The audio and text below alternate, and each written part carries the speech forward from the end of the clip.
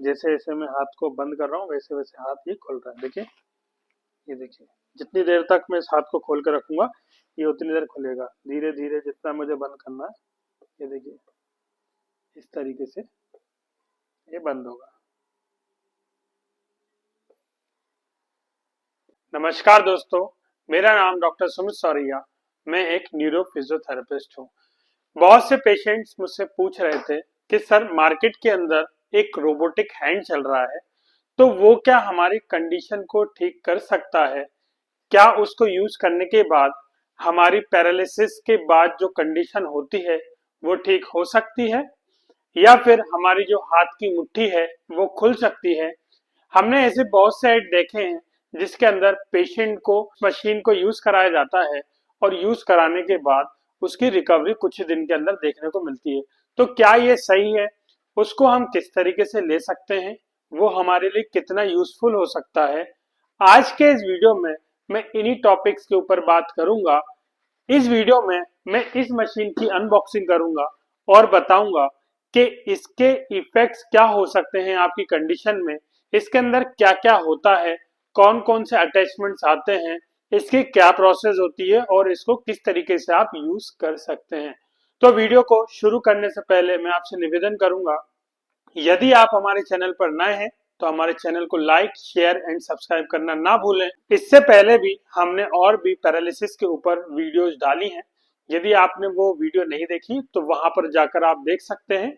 वहां पर हमने बहुत सारी एक्सरसाइज के ऊपर वीडियो बनाई है और भी हमने हमारी ऐसी सीरीज है जिसके अंदर हमने पैरालिसिस की कंडीशन के ऊपर बात करी है। यदि आपने वो नहीं देखी है तो आप जाकर देखिए। तो चलिए वीडियो को शुरू करते हैं। तो आज हमारे पास जो मशीन है वो सिंगल हैंडेड मशीन है, जो कि एक हाथ के लिए यूजफुल होती है। ठीक है, एक हाथ पे अप्लाई कर सकते हैं एक टाइम में। ठीक है, इस कंपनी का नाम है साइरेबो। इसका मॉडल है SYHRC10। तो चलिए इसको खोलते हैं।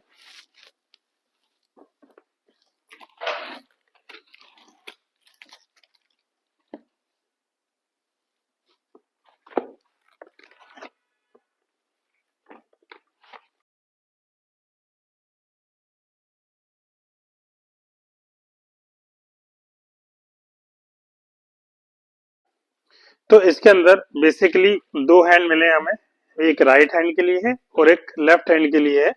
और इसको कंट्रोल करने के लिए हमारे पास ग्लव्स दिए हैं। हर एक हाथ को कंट्रोल करने के लिए एक ग्लव्स दिया जाता है, जिससे आप इसको कंट्रोल करते हैं। हमारे पास टोटल दो ग्लव्स है। ठीक है, इसके बाद कनेक्शन के लिए ये केबल है। नेक्स्ट हमारे दूसरे हाथ के लिए केबल है। तीसरा हमारे ये जो ग्लव्स थे, ग्लव्स की कनेक्शन के लिए ये मशीन के लिए केबल है। ठीक है, अब ये जो हमारे पास मशीन है ये कुछ इस तरीके से, थोड़ा पास लेके आइए। ये कुछ इस तरीके से आपको मशीन दिखेगी। ठीक है, अभी इसके अंदर कनेक्टिविटी के लिए दो होल हैं, जिसके अंदर पावर वाले में हमारी मेन ग्लव्स लगेंगे। जैसे कि आप देख पा रहे हैं, ये हमारे मेन ग्लव्स लग गए, जिससे हमारा एक हैंड कवर हो जाएगा। अब सेकंड वाला जो पॉइंट है जिसके अंदर डाटा लिखा हुआ है, इसके अंदर हमारे ग्लव्स कनेक्ट होंगे। ये ग्लव्स के अंदर सेंसर होते हैं जो कि इस हैंड को कंट्रोल करने में यूजफुल होते हैं। जैसा जैसा आप ग्लव्स के अंदर मूवमेंट करेंगे वैसे वैसे आपके हैंड के अंदर मूवमेंट होगा। आइए, तो ये वाला जो कनेक्शन होगा, ये वाला होगा हमारा डाटा की ओर। जैसे डाटा दिख रहा है ना आपको, ये डाटा है ना, यहाँ पर कनेक्ट होगा। ये कनेक्ट हो गया। अब इसको स्टार्ट करते हैं। ये हो गया हमारा स्टार्ट। ठीक है, ये स्टार्ट बटन है। ये होता है हमारी इंटेंसिटी बढ़ाने के लिए और ये होता है हमारी इंटेंसिटी कम करने के लिए। जैसे कि आप देख पा रहे हैं, अभी जो मोड है ये ऑटोमेटिक मोड है। इसके अंदर हमारे ग्लव्स का कोई भी काम नहीं हो रहा है। ठीक है, ये अपने आप काम कर रहा है। देखिए, ये अपने आप काम कर रहा है, क्योंकि इसके अंदर यदि आप इधर देखिए, इधर हाथ लाइए, थोड़ा जूम कीजिए। इसके अंदर देखिए सिंगल हैंडेड है, ये दिख रहा है आपको। ये अपने आप फ्लेक्शन एक्सटेंशन होगा। ठीक है, ये देखिए, ये ऑटोमेटिक मोड है। यदि आप इसको अपने इस ग्लव से कंट्रोल करना चाहते हैं तो इसके लिए दूसरा मोड होगा, वो भी मैं बता देता हूँ। तो सबसे पहले हम ये पहन लेते हैं। ये कौन से हाथ के लिए हमारे? ठीक है, ये हमारे लेफ्ट हैंड के लिए। तो हम लेफ्ट हैंड में इसको पहनेंगे। देखिए, मैंने पहन लिया इसको। चलिए इधर लाइए पास में। यदि आपको मोड चेंज करना है तो मोड चेंज करने के लिए ये वाली आपको जो मोड वाली बटन है उसको दबाना पड़ेगा। ये देखिए जैसे जैसे मैं हाथ को बंद कर रहा हूँ वैसे वैसे हाथ ये खुल रहा है, देखिए ये देखिए। जितनी देर तक मैं इस हाथ को खोल कर रखूंगा ये उतनी देर खुलेगा, धीरे धीरे जितना मुझे बंद करना है ये देखिए इस तरीके से ये बंद होगा।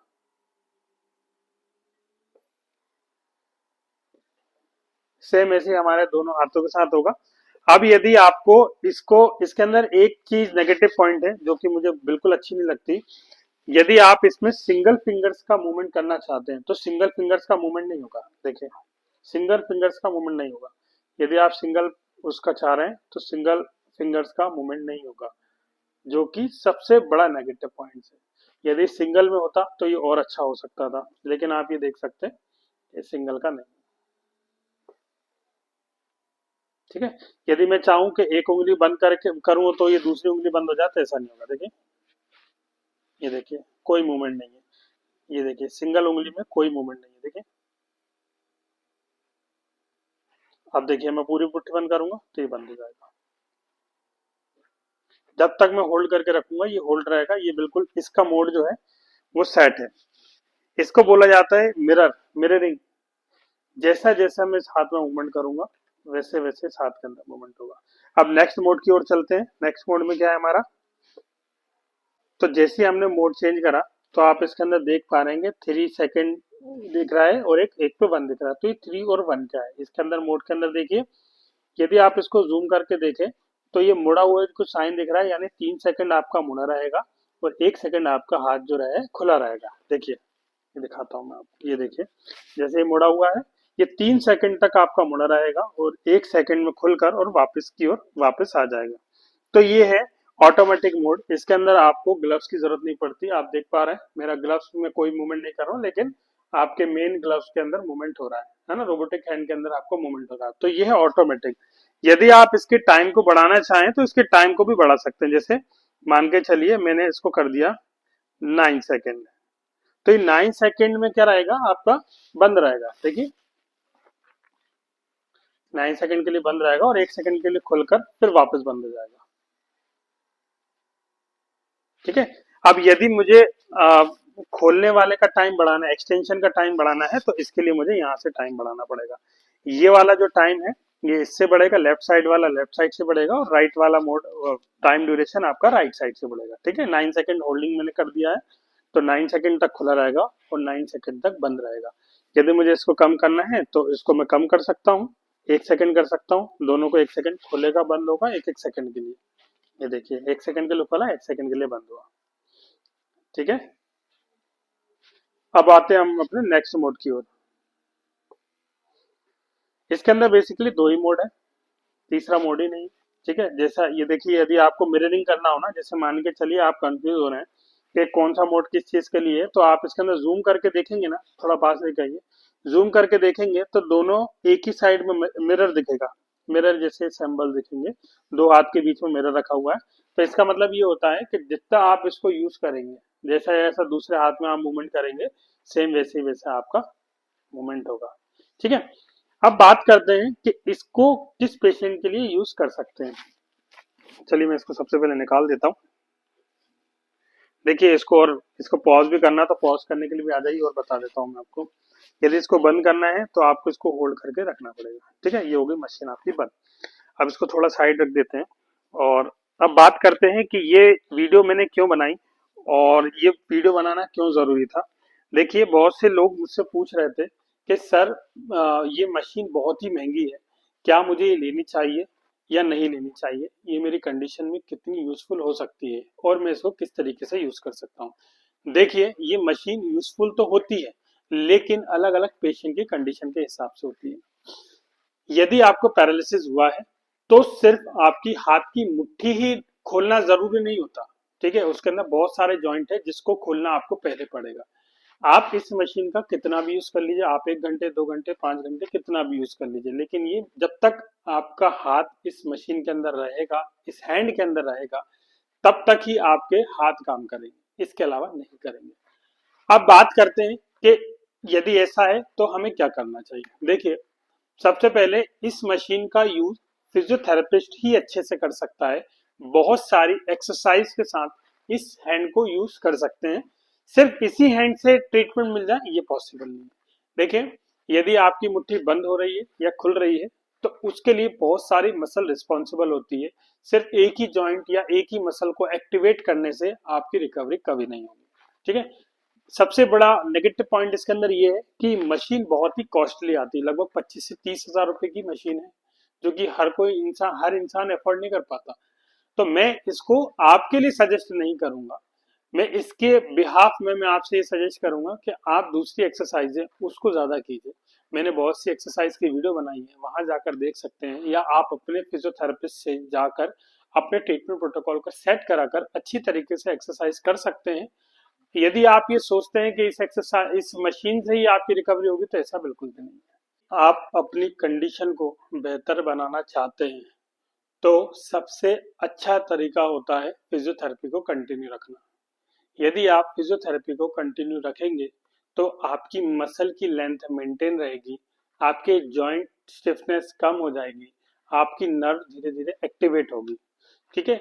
ये मशीन उन पेशेंट के लिए सही होती है जो बिल्कुल बेड रिडन है, जो फिजियोथेरेपी नहीं करा पाते और जो साइकोलॉजिकली बहुत ही वीक हो जाते हैं बेड पर लेटे लेटे। तो ये मशीन उनके लिए बस इतना सा कर सकती है कि वो उनको मोटिवेट कर सकती है कि आप लेटे लेटे आप अपनी एटलीस्ट कुछ ना कुछ एक्टिविटी तो कर ही पा रहे हैं ना। तो ये सिर्फ इस चीज को प्रमोट कर सकती है। आप इस कंडीशन में लेना चाहें तो ले सकते हैं, उसके लिए भी बहुत कॉस्टिंग है, मैं तो आपको सजेस्ट नहीं करूंगा, क्योंकि 30-35 हजार बहुत ज्यादा होता है एक पैरालिसिस पेशेंट के लिए। क्योंकि बेड पर आने के बाद पेशेंट की इनकम जीरो हो जाती है, वैसे उसके बहुत सारे खर्चे होते हैं, उसके साथ ही ये खर्चे यदि आप ऐड करोगे तो वो तो मैं इसको प्रेफर ही नहीं करता, प्रमोट ही नहीं करता है इसको। तो यदि आप अपनी कंडीशन को बेहतर बनाना चाहते हैं तो फिजियोथेरेपी कंटिन्यू कराइए। अच्छे फिजियोथेरेपिस्ट से असेसमेंट कराने के बाद ट्रीटमेंट प्रोटोकॉल सेट कराइए।